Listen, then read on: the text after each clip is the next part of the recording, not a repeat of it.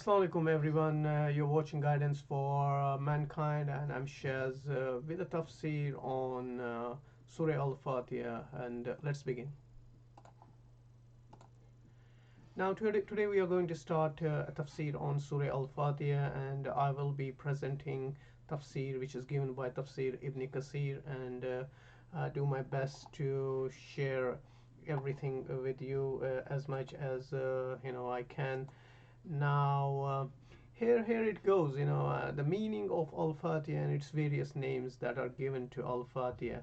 Now, this surah is called Al Fatiha, as all of you know, and that means that is the opener of the book, the surah with which prayers are begun. And it's also called il Kitab, and which means the mother of the book, according to the majority of scholars. So in an authentic hadith recorded by Tirmidhi, who graded it as Sahih, Abu Huraira radiallahu anhu said that the Messenger of Allah sallallahu alaihi wasallam said, "Alhamdulillahi Rabbil Alameen is the mother of the Quran, the mother of the book, and the seven repeated ayat of the glorious Quran." Okay, it's also called as Alhamd and As-Salah because the Prophet said that his Lord said the prayer, that is Al-Fatiha, is divided into two halves between me and my servants. When the servant says, all praise is due to Allah and the Lord of existence, and Allah says, my servant has praised me, and so you can see that and we'll talk more about when we recite actually Surah Al-Fatiha, whenever we recite each verse of it, and what our Allah in return talks to us, or what Allah in return says to the angels, and we'll find what are the greatness and the rewards of reciting this surah in coming lectures, so stay tuned. But let's come back to Surah Al-Fatiha. Was also called the Salah because reciting it is a condition for the correctness of Salah, the prayer. So Al-Fatiha was also called Ash-Shafi, the cure, and the reason for many reasons, and one of the reason is that it's also called Al Ruqayya, which is remedy, and since in the Sahih there is a narration about Abu Sa'd telling the story of the companion who used Al-Fatiha as a remedy for tribal chief who was poisoned. And later the messenger of Allah sallallahu alaihi wasallam said to a companion, how did you know that it is a ruqayya, which means remedy? And Al-Fatiha was revealed in Mecca, as Ibn Abbas Qatada and Abu Aliyah stated. Allah said, and indeed we have bestowed indeed we have bestowed upon you the seven matini, and seven repeatedly recited verses, it means, and that is Surah Al-Fatihah. And you can find this you can find this ayah in Quran if you go and uh, open this surah number 15 and verse number 87.